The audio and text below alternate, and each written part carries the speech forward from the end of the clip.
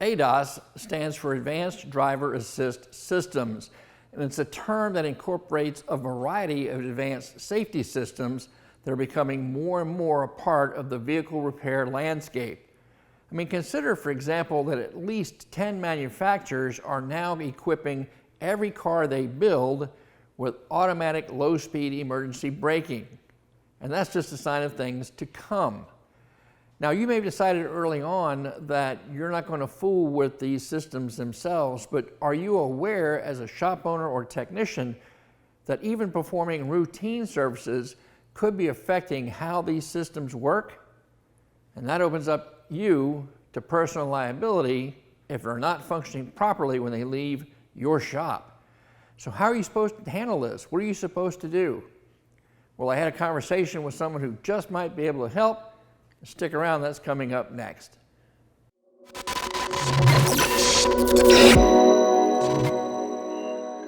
Hey everybody, Pete Meyer, Motor Age Magazine here. As I just mentioned a little while ago, I had the opportunity to talk to someone who knows what a challenge ADAS can be for shops and technicians out there. Welcome Mike Alberry. He is Mitchell1's Pro Demand Product Manager, and he wears other hats as well, but he was able to spare a little time for today. Mike, thanks for joining us. Thanks for having me, Pete. It's good to be here.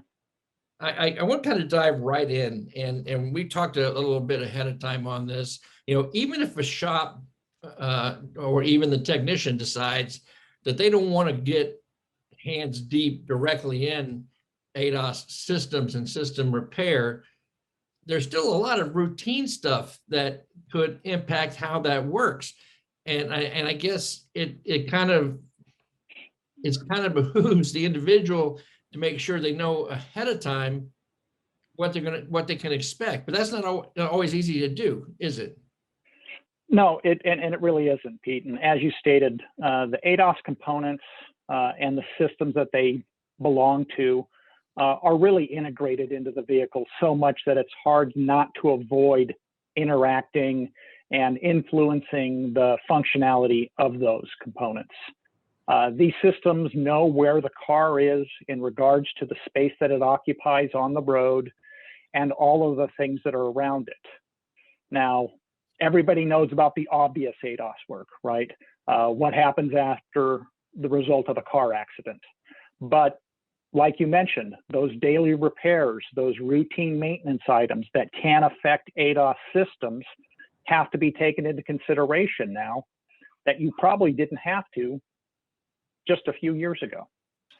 Yeah, so like you said, Mike, a lot of even routine services could inadvertently affect the functionality of these ADAS systems. How does the shop owner or technician protect themselves from the liability that could come with returning a vehicle to their customer with a system that no longer functions the way it's supposed to? And it's a great question, Pete. Now more than ever, shops and techs need to know the work that they're taking on before they start the job. Anybody can take something apart. Can you put it back together and make it work correctly? That's where the skill and the knowledge that we possess as technicians comes into play. Taking a little bit of time and looking up the vehicle before it comes into the shop, figuring out what the work is that you're going to need to do, and make the determination, are you going to be affecting an ADAS system? We have what we call our ADAS Quick Link right up on the front toolbar that allows a technician to very quickly look at all of the possible components and systems that are on today's cars, and then go through, take a look, find certain cards that I always recommend people to look at, the R&R card and the after repair card. Those are the two that really give me the insight of, is there going to be work having to be done after I fix whatever the car is in for? Those kind of things will give me that insight. Can I accomplish the work? Is there special tools? All of that stuff is available from the manufacturer, but we've made it easy to find with our ADAS Quick Link.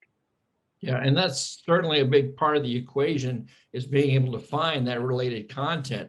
So that's a great feature that you provide for the shopper technician in ProDemand to be able to locate that in one resource. Yeah, and techs have to remember, years ago, this was only a high-end feature, right, on high-end cars. But almost every modern car being sold today has some form of ADAS on it. And it's really important that they're able to know what they're called, be able to find the information, how the thing functions, how it contributes to the operation of the car, and if they're going to have an effect on that when they're doing the repairs. If they've got that knowledge, then maybe ADAS isn't going to be as scary as they might think it once was. Yeah. And I just want to kind of reiterate to everybody who's watching, you've heard us in Motor Age preach time and time and time again that you may have learned your skills 10 years, 15, 20 years in the past, and you feel pretty confident in yourself that you can perform a lot of these basic repairs without having to check service information first. I don't need to do that. I've been doing it for years. I hear that all the time. Yeah. And with newer vehicles, even those basic repairs have changed in their processes. ADAS or not, there's still things that you need to know. It should be standard practice in your shop to review that service procedure before you even start work on the car. You might point it out. Do you have the special tools that you need? Are you going to have the equipment that you need? And now more than ever, are you going to affect an ADAS system? And are you going to know how to put it back together so it works properly? Close is not enough, guys. In these systems, it's got to be spot on. Absolutely, Pete. Absolutely. And kind of a lead-in for that is when you're considering that repair process that you're going to perform, consider how that might affect how the vehicle sees the world around it. And Mike, I'll let you explain what that means when it comes to ADAS. Well, absolutely, Pete. So earlier we showed a slide that kind of has all these views that the car has through cameras and radars and various proximity sensors. And so it can see everything around the car. But now, as we start to make repairs and adjustments on this car, we start to affect where that car is in space, like I said earlier. Ride height is a big one. Even a simple alignment, the days of set the toe and let it go, right? That's over. The thrust angle is such an important measurement now. We've all seen cars and trucks crabbing down the road because the thrust angle is off. Well, if the vehicle isn't driving straight down the road, the cameras believe it is because that's how the cameras were designed. So it thinks it's driving straight down the road. It's looking down the road. And if we don't make accurate adjustments, being off by a little can be off by a lot. You go back to your old geometry days. The tangent, the opposite over the hypotenuse. 3 degrees on a long-range sensor at 60 feet means that camera, that sensor is now looking 9 feet to the side. That's an adjacent lane. And if that's oncoming traffic, what is that sensor going to see and cause the car to do to correct for that error? So it is really important that we do the right things when we make those adjustments, when we make those measurements. Now, let's take it one step further, Mike. We know that we've encouraged people to look up the information, use the resources that ProDemand has to help them identify those routine procedures that are going to require some kind of ADAS involvement. And we know that there's different kinds of calibration, different processes that might be needed. Even if you think that you could get it all done right in your shop, how do you ultimately know before you turn the car back over to the customer that it is functioning properly? Well, and that's just it. And unlike a lot of other systems on the car that have self-checks, this one's really counting on you doing the jobs correctly. ADAS recalibration can be everything from an initialization, or what we are used to knowing as relearns, to a full set of targets being placed around the vehicle. You showed a slide earlier where we talked about dynamic calibration.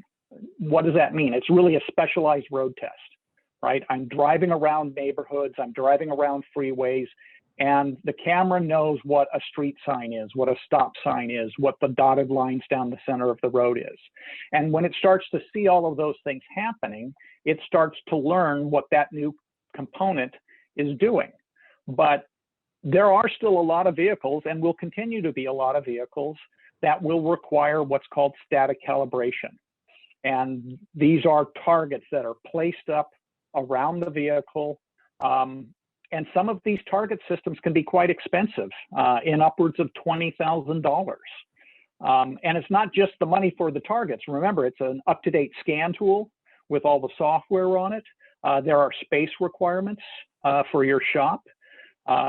We've got circumstances where I'm going to need 40 feet to place the vehicle and the target system in place, and 13 feet width to be able to show off the car in space with these new target systems. I don't know a lot of places that have that kind of capacity. Yeah, yeah. So guys, I hope you're really listening closely to Mike, what Mike's telling you and the advice he's giving you. Even doing this, the dynamic calibrations, that might be in your wheelhouse if you have the updated scan tool. That is, if you have a place that you can do that. I know that it's a challenge for, say, guys in New Jersey trying to get it done on the turnpike during rush hour. You aren't going to meet the requirements that vehicle needs to be driven at. But you have to know all that going in before you even start. Yeah. And if you can't do it yourself, how are you going to do it? Are you going to refer to the local dealer? Some of you guys living out in the middle of the country, your local dealer could be 100 miles away. Or is there a mobile service near you where you have a qualified technician that can do that for you? And as Mike pointed out, we're all talking about how the car sees the world around it. So when those targets, if you have to do a target calibration, those targets have to be in the right place. So even if the floor is a little out of level, that's going to raise or lower the height of the target based on that. Even if you set the right height by the spec, if the floor is dropped 3 inches from where the front of the car is to where the target is, it's 3 inches low. So, and that's what it's going to trigger on. So you have to make sure you understand this and you take this stuff seriously, guys, because as Mike pointed out also, if that camera is looking at the other lane and it has emergency or automatic collision avoidance on it, it's going to think these cars coming at it are getting ready to hit it. And it's going to try to put the brakes on.